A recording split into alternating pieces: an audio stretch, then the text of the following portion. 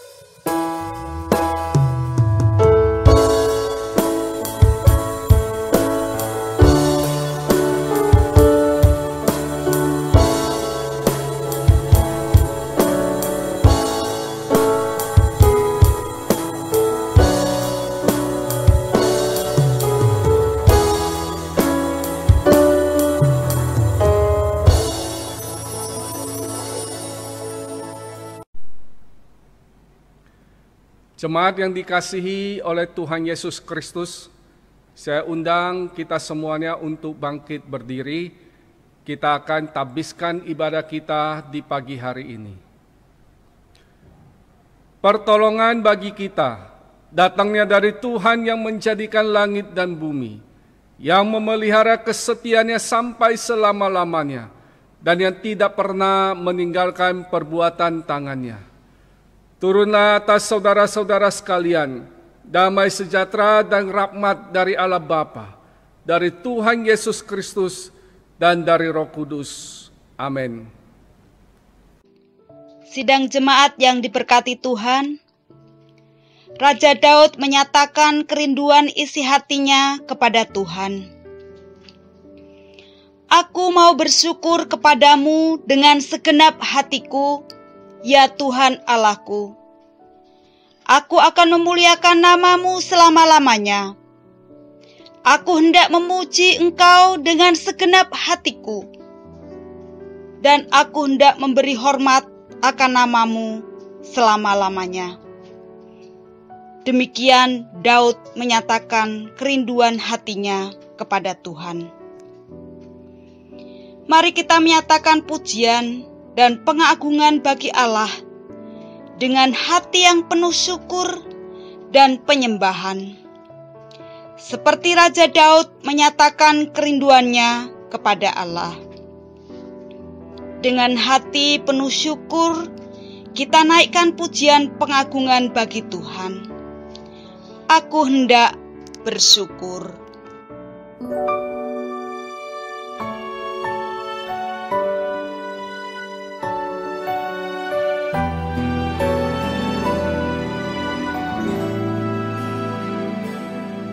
Aku hendak bersyukur pada Tuhan karena keadilan-Nya, dan bermazmur bagi nama Tuhan yang maha tinggi. Ya Tuhan, Tuhan kami, betapa mulianya namamu, Tuhan kami, dimuliakan atas seluruh bumi.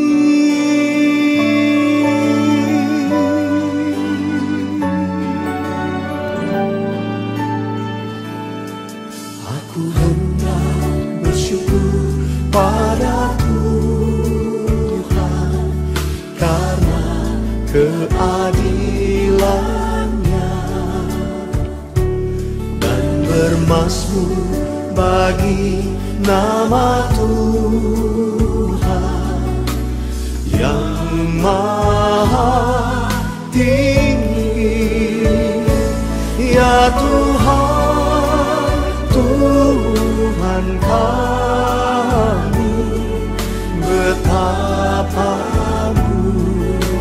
mulianya nama-Mu, Tuhan kami, dimuliakan atas seluruh bumi. Ya Tuhan, Tuhan kami, betapa mulianya nama-Mu, Tuhan kami, dimuliakan atas seluruh bumi.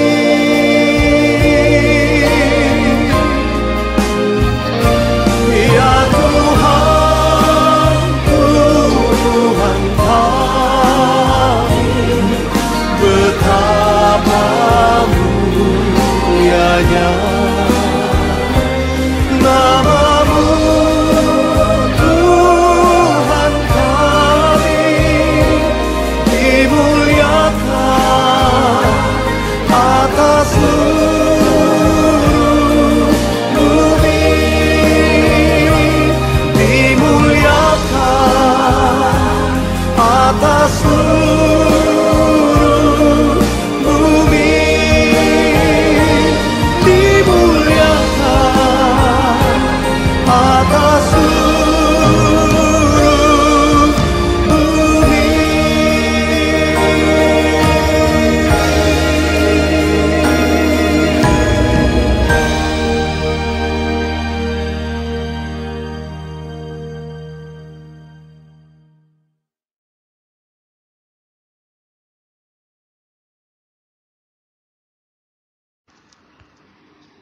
Bapak, Ibu, Saudara yang diberkati Tuhan, kita sebagai anak-anak Tuhan, mengucap syukur bukanlah sebuah saran, tetapi merupakan perintah Allah itu sendiri.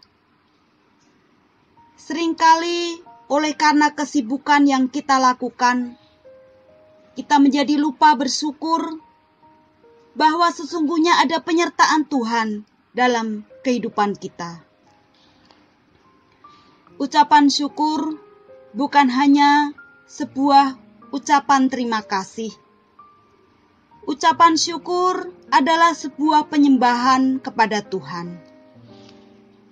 Pagi ini, mari tanyakan pada diri sendiri, seberapa sering kita menunjukkan dan menyatakan rasa syukur kita kepada Tuhan. Saudara, seringkali kita berusaha untuk menutupi segala dosa dan pelanggaran yang telah kita perbuat dari hadapan sesama, bahkan dari hadapan Tuhan. Sesungguhnya Allah Maha Tahu, bagaimanapun kita menutupi segala dosa dan pelanggaran yang telah kita perbuat, tidak akan ada yang tersembunyi di hadapan Allah. Mari dengan kerendahan hati kita naikkan syukur kita secara pribadi dan dengan jujur di hadapan Tuhan, mengakui dosa kita serta mohon pengampunan agar kita layak beribadah kepadanya.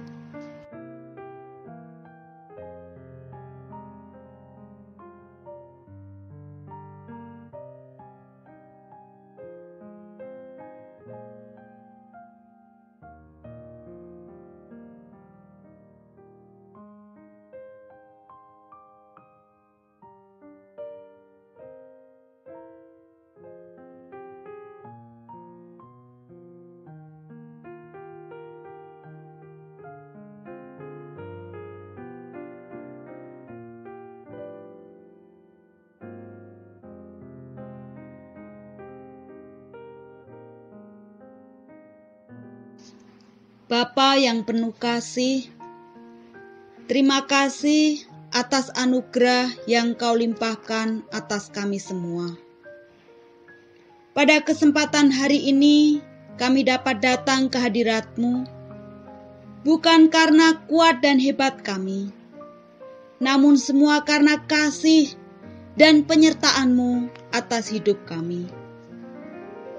Kami sadar bahwa tidak ada Allah lain seperti Engkau yang panjang sabar dan berlimpah kasih setianya.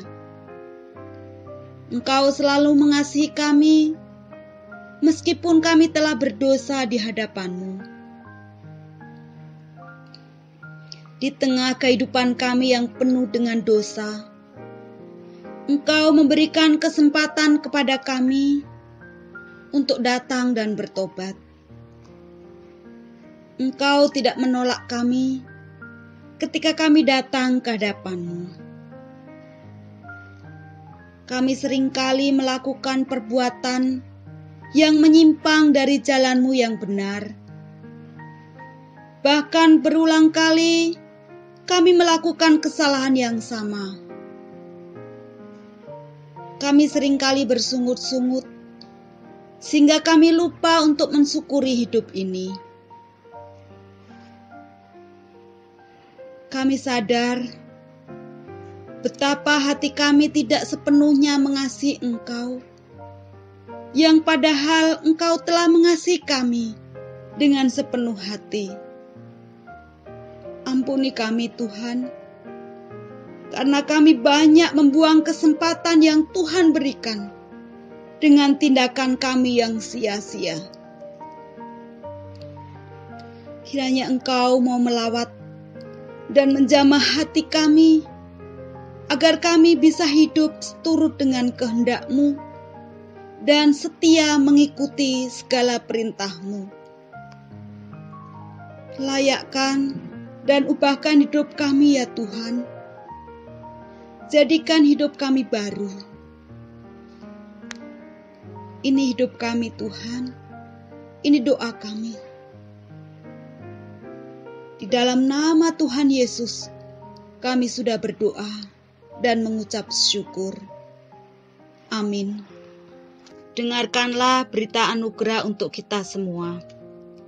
Kepada semua orang yang mengaku dosanya dengan sungguh-sungguh dan menyesal karena telah menempuh jalan yang demikian.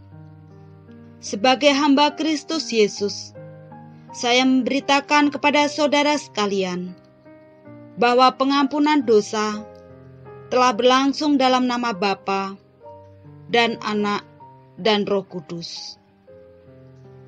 Bapak Ibu, dipersilahkan duduk kembali. Bapak Ibu Saudara yang dikasihi Tuhan, Raja Daud dengan penuh sukacita dan semangat mengatakan, "Bersyukurlah kepada Tuhan, sebab Ia baik. Bahwasannya untuk selama-lamanya kasih setianya."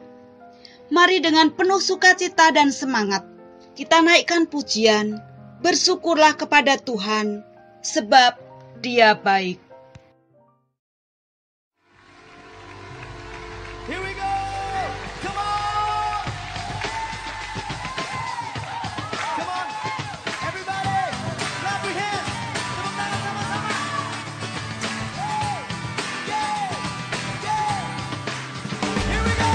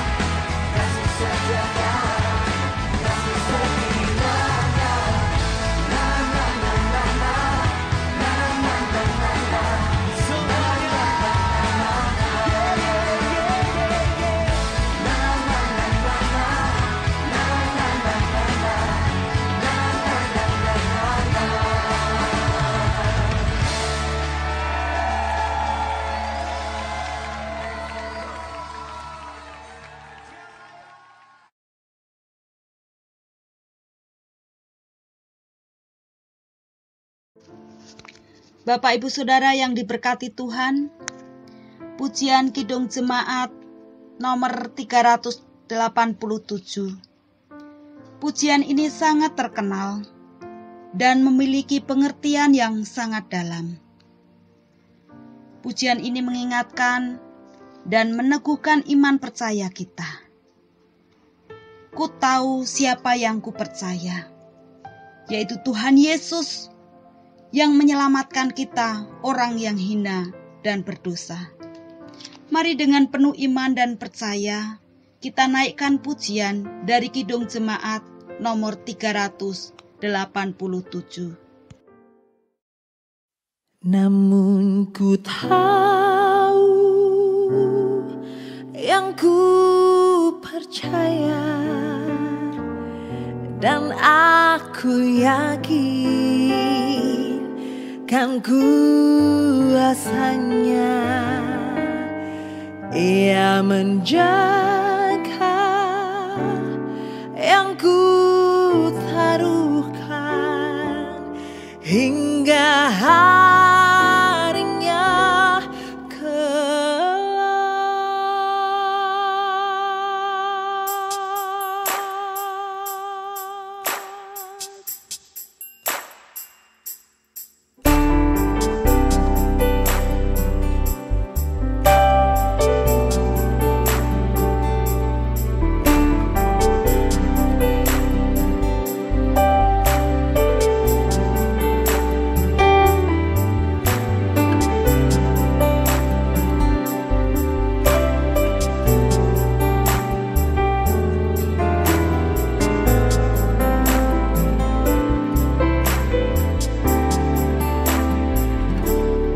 Ku heran Allah mau memberi rahmat-Nya padaku, dan Kristus sudi menebus yang hina bagaiku. Namun ku tahu yang ku percaya, dan aku yakin kan kuasanya Ia menjaga yang ku taruhkan hingga harinya kelak.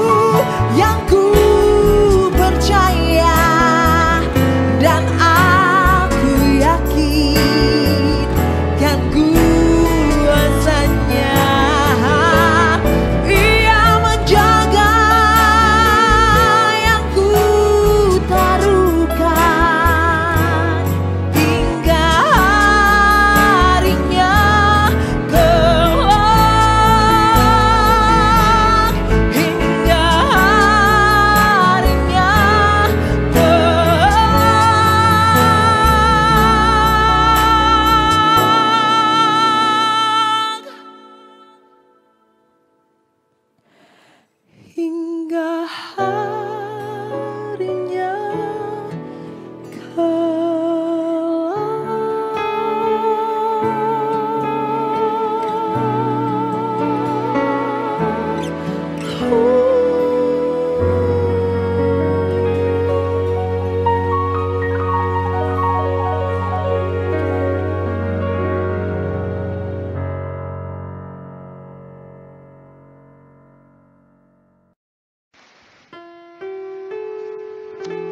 Saya menjemput kita semua bangkit berdiri. Mari kita mengikrarkan pengakuan iman rasuli bersama-sama dengan sekalian orang percaya di segala tempat dan sepanjang zaman.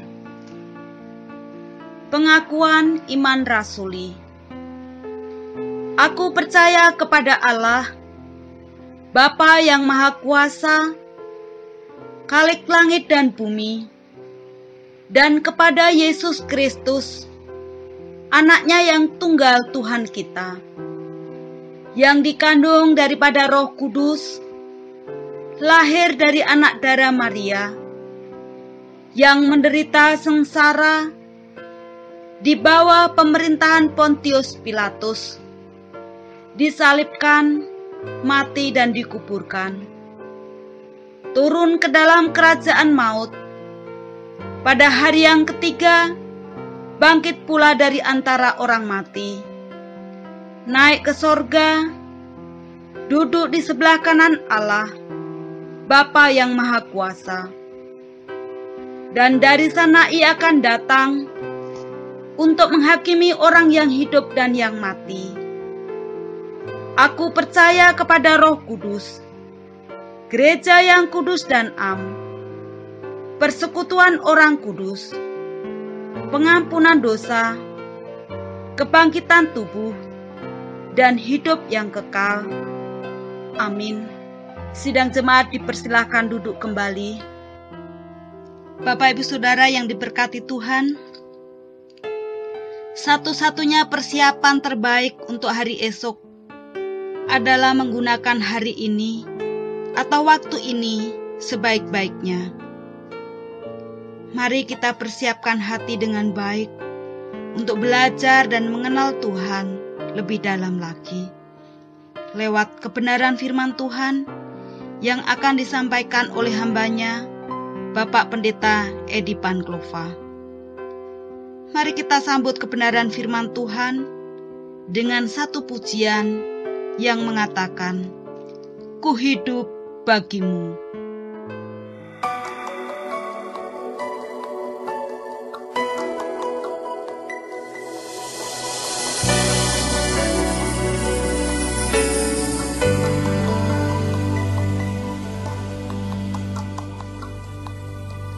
Yesus, Kau kebenaran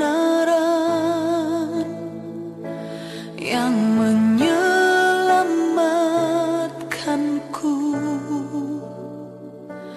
Kau memberikanku hidup dan pengharapan.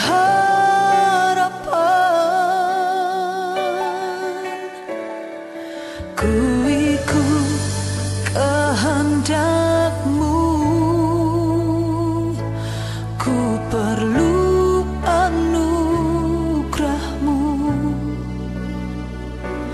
Ku nyatakan janjiku kepadamu.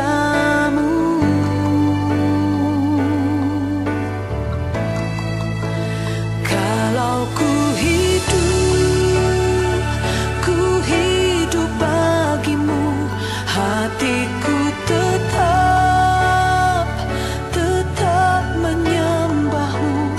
Dunia tak bisa menjauhkanku dari kasih-Mu. Selama ku hidup bagimu, mataku tetap memandang-Mu. Dunia tak bisa menjauhkanku dari kasih-Mu.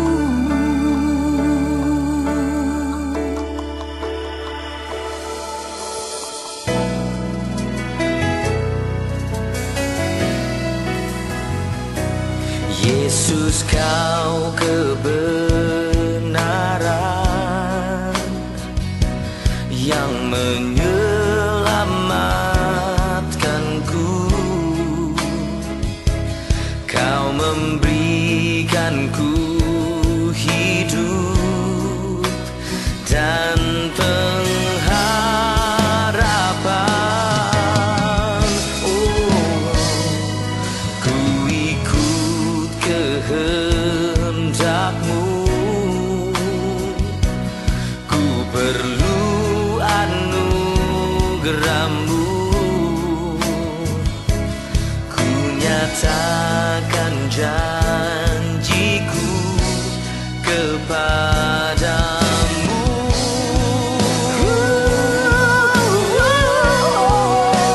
Kalau ku hidup bagi-Mu, hatiku tetap menyembah-Mu. Dunia tak bisa menjauhkanku dari kasih-Mu.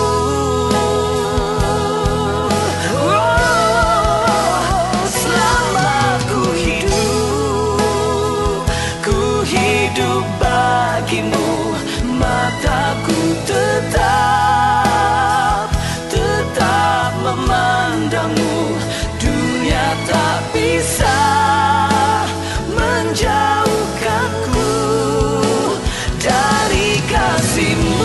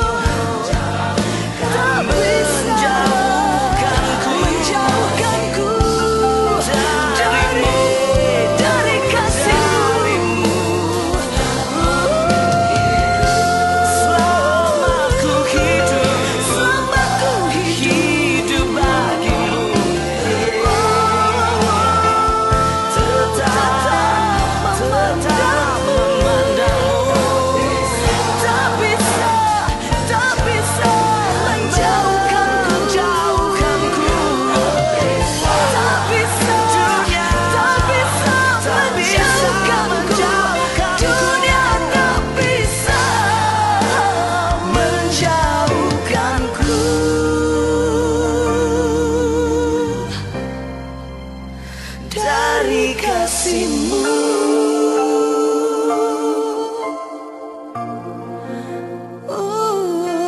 Dari kasih-Mu.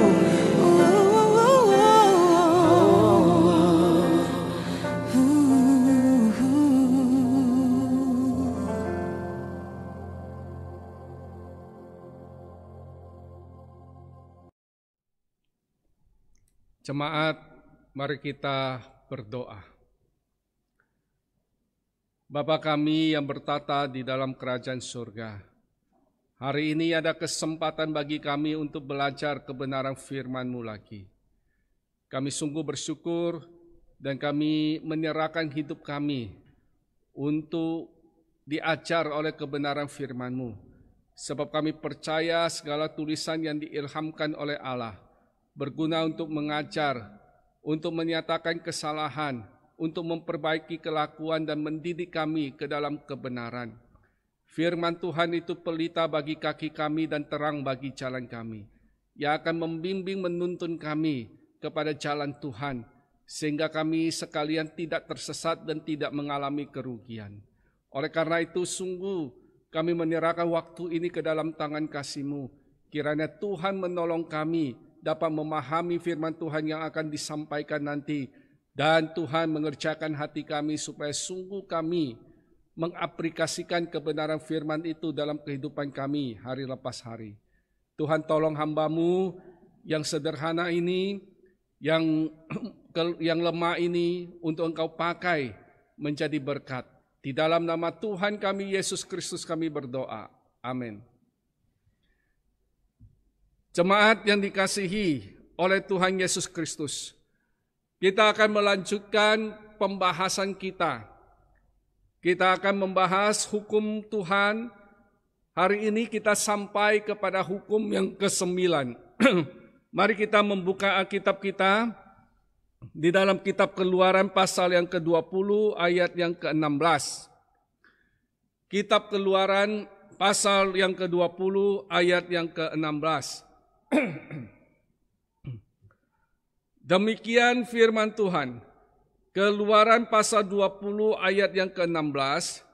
Jangan mengucapkan saksi dusta tentang sesamamu. Saya ulangi, jangan mengucapkan saksi dusta tentang sesamamu. Saudara yang dikasihi oleh Tuhan Yesus Kristus, kalau kita membaca Alkitab, khususnya di dalam Perjanjian Lama, maka kita akan menemukan beberapa kata yang dalam bahasa Ibrani dipakai untuk kata dusta. Di dalam Mazmur pasal 12 ayat 3, di sana kita akan menemukan kata dusta. Nah, kata dusta itu dalam bahasa Ibrani berarti kata sau, yang artinya kosong, membual. Dalam bahasa Inggris diterjemahkan vanity atau emptiness. Lalu di dalam Mazmur pasal 62 ayat 5, kita juga akan menemukan kata dusta di sana. Tetapi dalam bahasa Ibrani itu bukan memakai kata sau, tetapi memakai kata kasab. Dalam bahasa Inggris itu diterjemahkan lie, yang mengandung pengertian bohong, menipu, tidak membicarakan apa yang ada di hati. Lain di bibir, lain di hati. Nah, saudara yang dikasihi oleh Tuhan Yesus Kristus, ketika kita belajar hukum Tuhan, terutama hukum yang ke-9, jangan mengucapkan saksi dusta tentang sesamamu.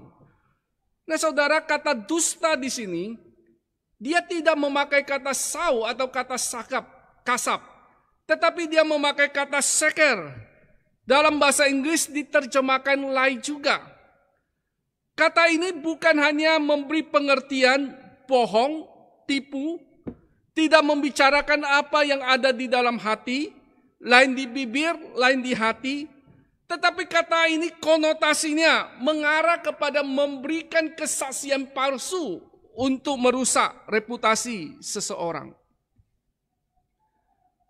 Kita bisa bohong, kita bisa tipu, tidak membicarakan apa yang sebenarnya karena untuk keuntungan diri kita, memproteksi diri kita supaya tidak mendapat malu. Kita juga bisa bohong untuk kebaikan orang lain. Ada istilahnya bohong demi kebaikan, ya. Sekalipun ketika kita mengatakan sesuatu yang tidak benar, ketika kita berdusta, itu juga berdosa. Tapi maksud saya adalah kata dusta di dalam hukum ke-9 dari 10 perintah hukum ini, itu konotasinya untuk merusak reputasi orang lain. Jadi dia bohong, dia mengatakan sesuatu yang tidak benar dengan orientasi dan konotasi untuk merusak reputasi orang lain. Dan kata ini sama dengan kata dusta yang dipakai di dalam Ulangan 19 ayat 18. Perbuatan fitnah konspirasi dalam menyebarkan dusta untuk menjatuhkan orang lain, termasuk juga gosip menurut saya. Itu termasuk dengan seker, termasuk melanggar hukum ini.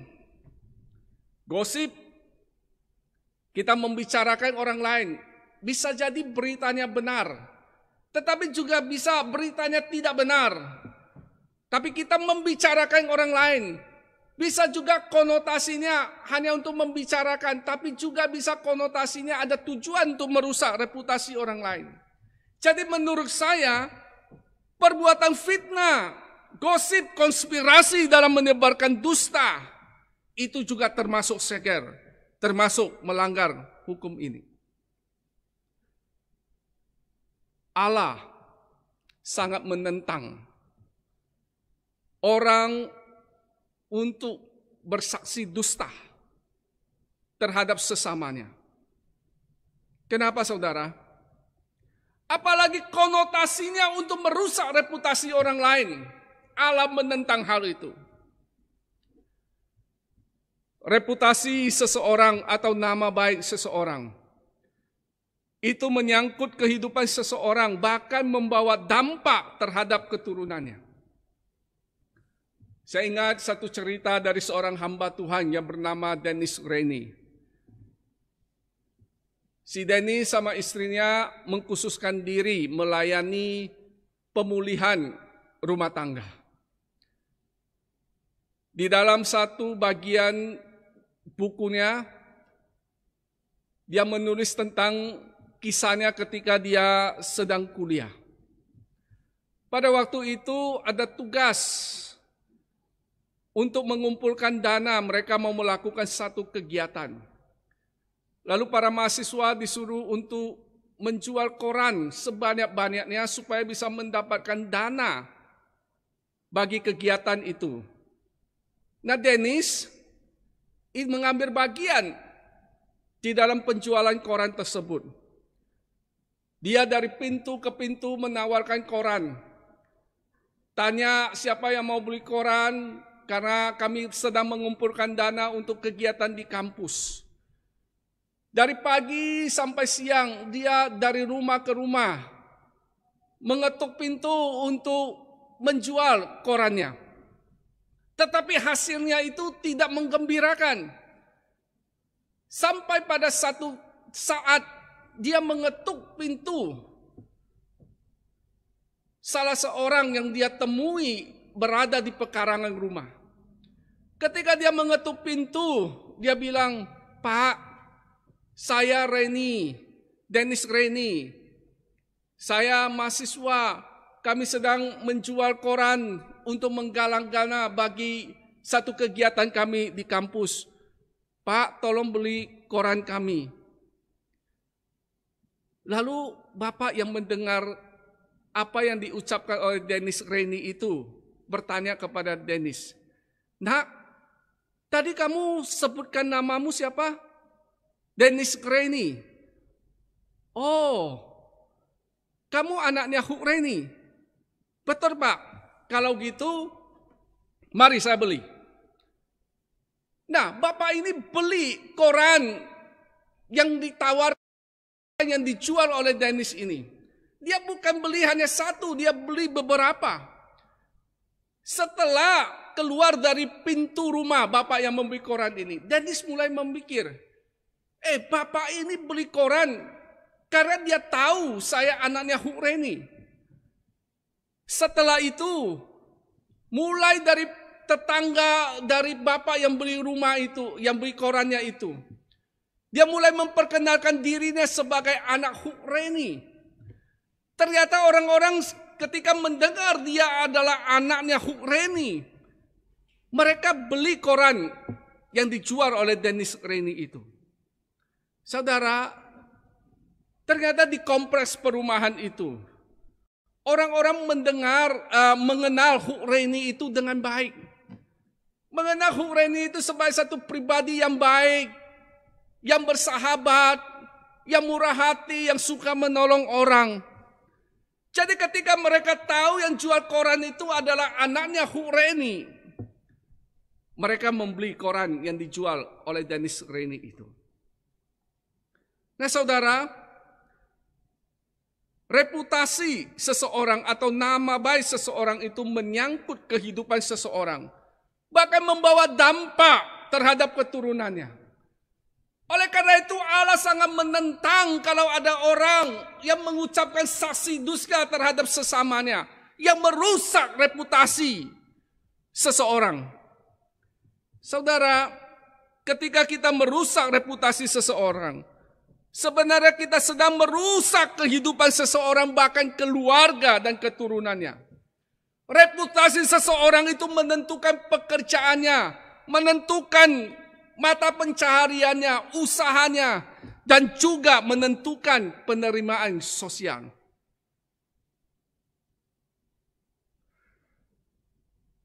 Hati-hati, Allah menentang orang yang mengucapkan saksi dusta terhadap sesamanya. Karena itu dampaknya luas. Ketika reputasi seseorang rusak oleh karena saksi dusta, itu akibatnya fatal bagi orang yang dirusak reputasinya itu.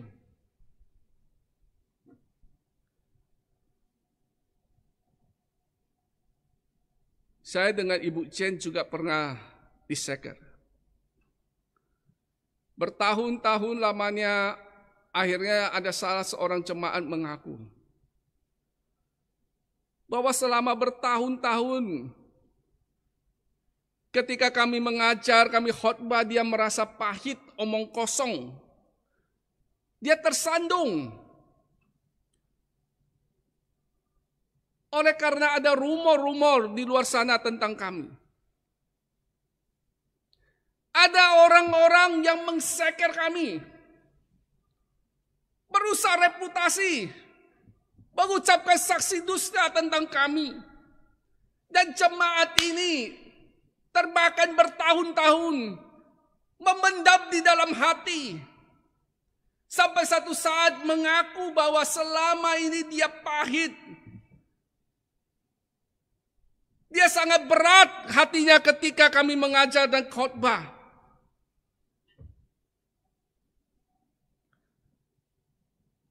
Bahkan ada mantan-mantan mahasiswa kami. Oleh karena rumor-rumor itu merasa kami adalah nabi palsu. Dan saudara, Allah sangat menentang orang yang seker terhadap seseorang. Karena itu akan merusak reputasi. Merusak kehidupannya. Merusak mata pencarian pekerjaannya. Merusak keturunannya. Kalau dia sebagai hamba Tuhan itu merusak pekerjaan Tuhan oleh karena saksi dusta. Dan Allah tidak main-main dengan hal ini. Dan ketika kita membaca Ulangan 19 ayat 19, hukumannya adalah mati. Saudara yang dikasihi oleh Tuhan Yesus Kristus,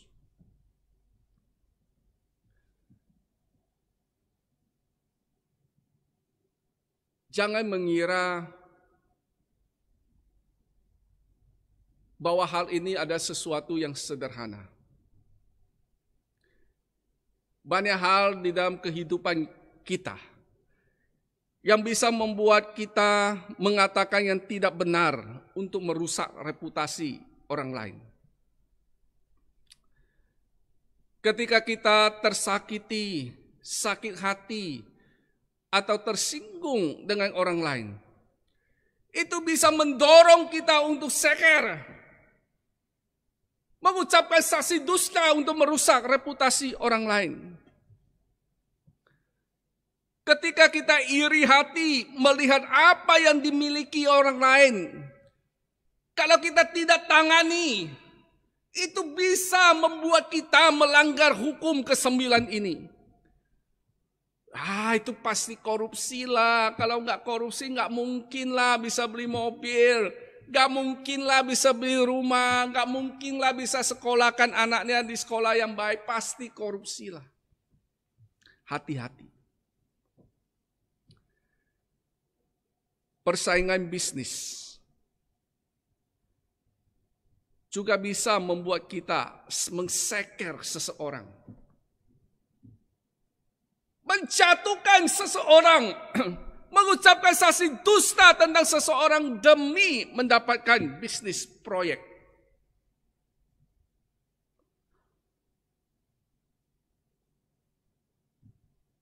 Allah serius dengan hal ini.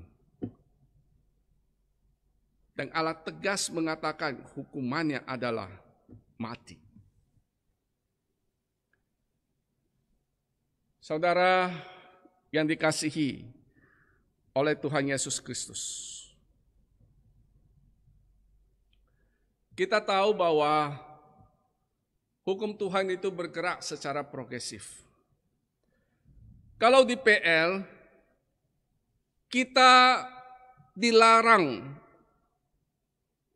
untuk tidak boleh sengaja berdusta, merusak reputasi orang lain. Tetapi di PB lebih dari itu.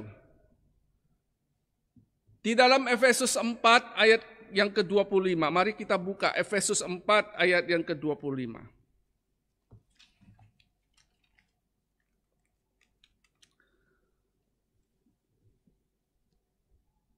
Di dalam Efesus pasal 4 ayat yang ke-25. Demikian firman Tuhan. Karena itu buanglah dusta dan berkatalah benar seorang kepada yang lain, karena kita adalah sesama anggota. Kata dusta yang dipakai di dalam Efesus pasal 4 ayat 25 itu dari kata shodos, yang mengandung pengertian bukan hanya sengaja mengucapkan sesuatu yang tidak benar untuk merusak reputasi orang lain. Tetapi kata dusta di sini mengandung pengertian, kalau tidak tahu pasti, hanya perasaan saja, sementara kamu tidak melihatnya sendiri, kamu tidak tahu pasti kebenarannya, maka kamu jangan mengatakannya. Jangan sampai itu hanya opini saja. Jadi bukan hanya sengaja loh menciptakan dusta untuk merusak reputasi orang lain. Tetapi di dalam Efesus yang perjanjian lama Tuhan katakan, sekalipun kamu tidak mengarang cerita untuk mengucapkan dusta merusak reputasi orang lain. Tetapi lebih dari itu, kalau kamu tidak tahu pasti kebenarannya, hanya opini saja, jangan kamu mengatakannya. Tetapi yang harus kamu katakan adalah sesuatu yang benar, aletheia, sesuatu yang objektif, yang kebenarannya pasti dan dapat dipertanggungjawabkan. Itu yang harus kamu katakan.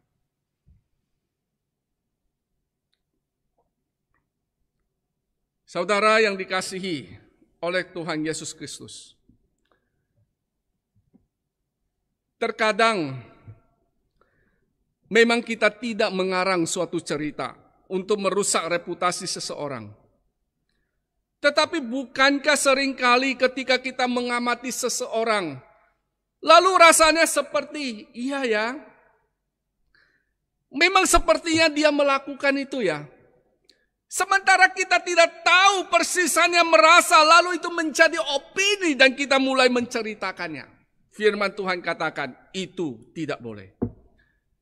Kita hanya boleh berkata segala sesuatu tentang orang lain kalau itu objektif, kebenarannya pasti dan dapat dipertanggungjawabkan.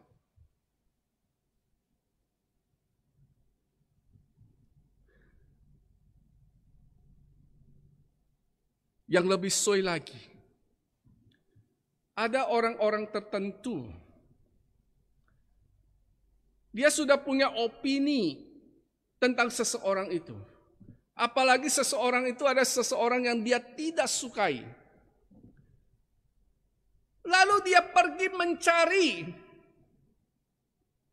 kebenaran-kebenaran yang sebenarnya bukan kebenaran untuk menguatkan opininya.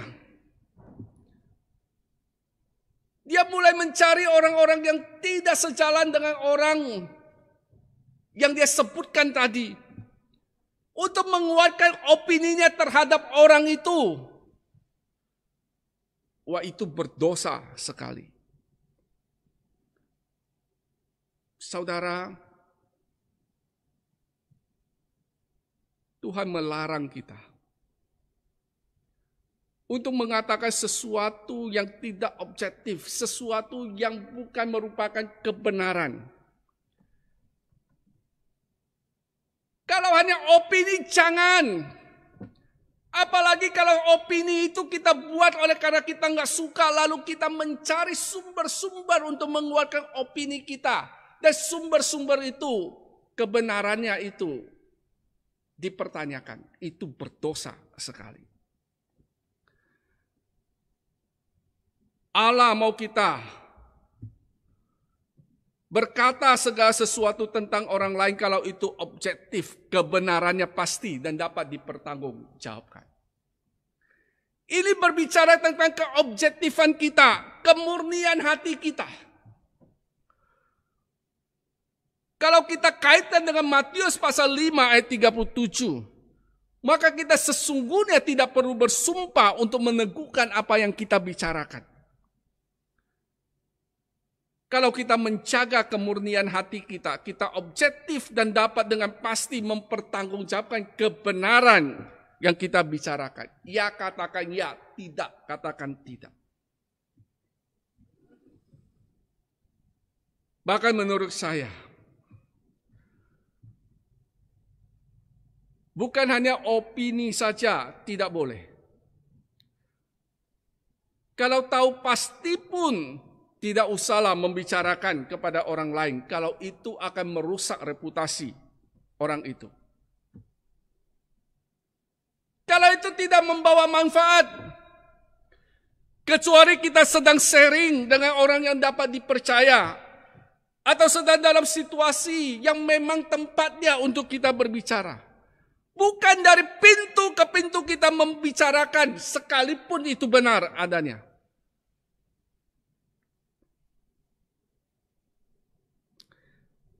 Hati-hati dengan bibir ini. Banyak rumah tangga yang hancur karena bibir. Banyak orang yang hidupnya hancur karena bibir-bibir yang tidak bertanggung jawab. Banyak gereja yang pecah karena bibir-bibir yang tidak bertanggung jawab. Ingat, jangan mengucapkan saksi dusta tentang sesamamu. Jangan engkau seker sesamamu. Jangan engkau menyatakan sesuatu yang kebenarannya tidak absolut, yang hanya opini saja. Jangan engkau mengatakan sesuatu yang akan merusak reputasi orang lain. Jaga bibirmu. Karena Allah tidak main-main dengan perintah ini. Hukumannya, akibatnya adalah mati. Jadi, jagalah perkataanmu. Ujilah hatimu. Selidikilah kemurnian hatimu sebelum mengatakan sesuatu. Supaya engkau tidak jatuh ke dalam dosa. Mengucapkan saksi dusta tentang sesamamu. Tuhan Yesus memberkati kita. Mari kita berdoa. Bapa kami yang bertata di dalam kerajaan surga, hari ini Engkau mengingatkan kami lewat kebenaran firman-Mu. Betapa pentingnya kami harus menjaga perkataan kami. Betapa pentingnya kami harus menjaga kemurnian hati kami. Sehingga kami tidak sembarangan membicarakan seseorang yang pada akhirnya akan merusak reputasi orang tersebut.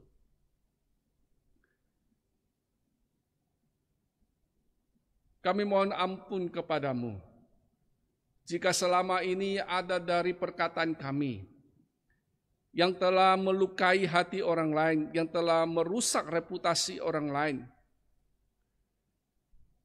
Kami mohon ampun kepadamu jika selama ini ada perkataan kami yang tidak memuliakan Engkau. Kami berdoa ya Tuhan, biarlah kami semakin dewasa di dalam mengelola bibir kami, mengelola perkataan apa yang sepatutnya kami ucapkan. Biarlah kami makin dewasa, makin cakap untuk mengeluarkan perkataan-perkataan yang baik, yang membangun, yang menyatukan, dan yang memberkati orang lain. Biarlah kami makin dewasa untuk dapat menahan diri mengeluarkan kata-kata yang tidak berguna.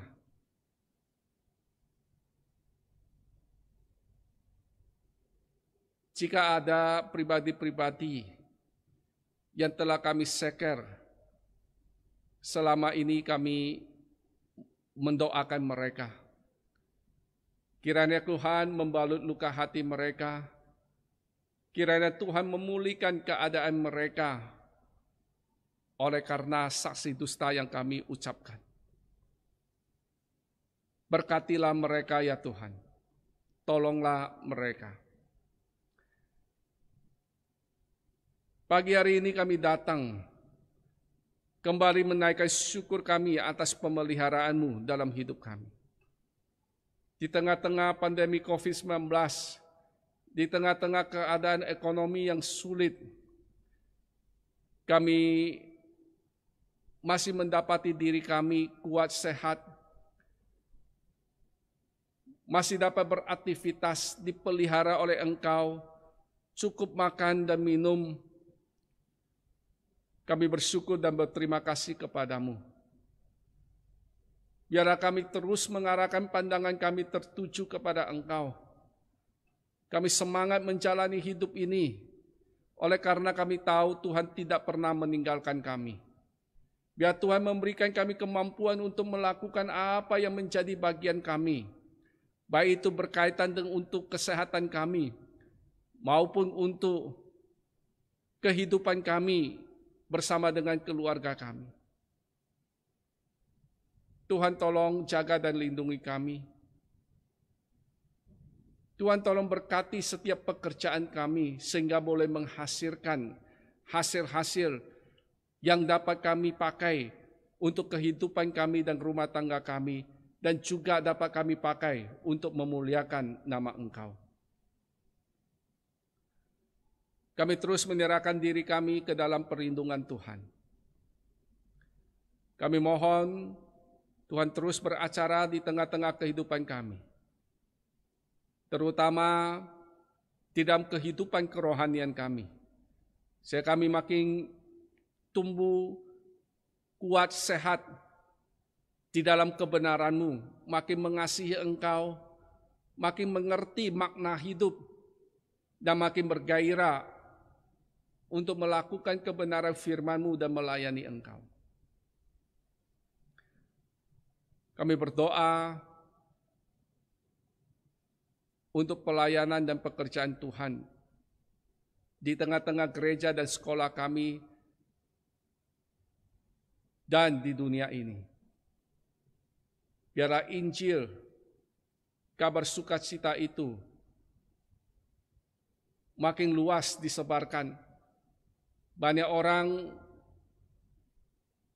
yang dapat mendengar kabar sukacita itu, mengerti siapa Engkau, ya Tuhan, dan pada akhirnya boleh menerima Engkau sebagai Tuhan dan Juru Selamat pribadi.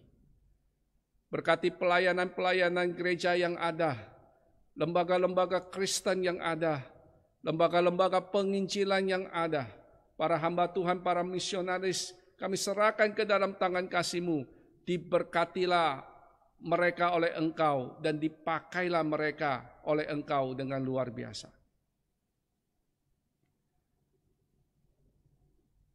Pagi hari ini kami juga datang bersyukur berdoa dan bersukacita bersama-sama dengan anak-anak kami, saudara-saudara kami yang berulang tahun sepanjang minggu ke depan ini. Untuk anak Nathanael Yohanes tanggal 12 Juli, untuk saudara Fari Kanserano Jabi tanggal 17 Juli, untuk Bapak Loniap Koi tanggal 18 Juli. Tuhan, mereka adalah anak-anak-Mu. Mereka adalah umat-Mu. Mereka adalah kesayangan-Mu. Engkau punya rencana dalam kehidupan mereka. Kami berdoa, berikanlah semua yang mereka butuhkan, yang mereka perlukan untuk mereka menjadi anak-anak Tuhan yang efektif di tangan Engkau. Untuk menjadi anak-anak Tuhan yang memuliakan Engkau. Untuk menjadi anak-anak Tuhan yang siap dipakai oleh Engkau untuk menyatakan kemuliaan-Mu. Tuhan tolong, tuntun pimpin mereka. Tuhan berkati kehidupan mereka, jaga lindungi mereka. Tuhan bawa mereka hari demi hari makin dewasa di dalam Engkau. Terima kasih. Ini doa kami, ini sembahyang kami di dalam nama Tuhan kami Yesus Kristus kami berdoa. Amin. Jemaat, saya undang kita untuk bangkit berdiri. Kita akan memujikan doksologi.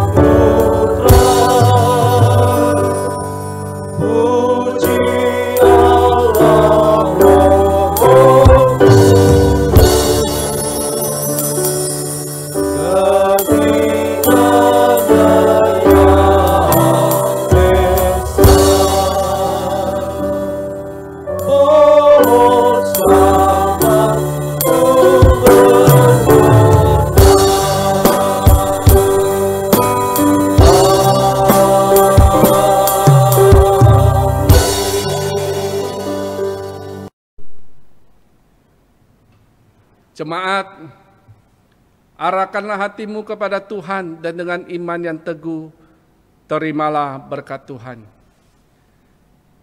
Kiranya damai sejahtera Allah yang melampaui segala akal akan memelihara hati dan pikiranmu di dalam Kristus Yesus Tuhan kita. Amin. Amin.